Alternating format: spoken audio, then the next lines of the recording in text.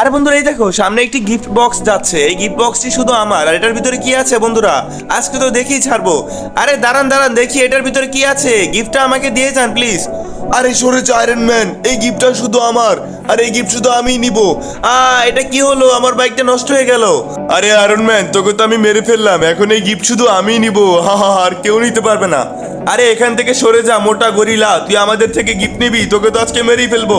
আবে সালা তুই আমাকে গিফট দিবি না, গিফট তো আজকে আমি নিয়েই ছাড়বো, তোকে তো মেরেই ফেলবো। আরে এই গিফট আমি নিতে দিব না, এই দেখ আমি এখন চলে এসেছি, এই গিফট শুধু আমি নিব।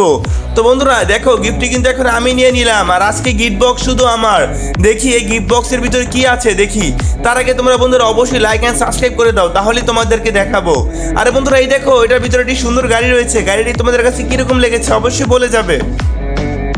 আরে বন্ধুরা এই দেখো সামনে একটি গিফট বক্স যাচ্ছে। এই গিফট বক্সটি শুধু আমার। আর এটার ভিতরে কি আছে বন্ধুরা আজকে তো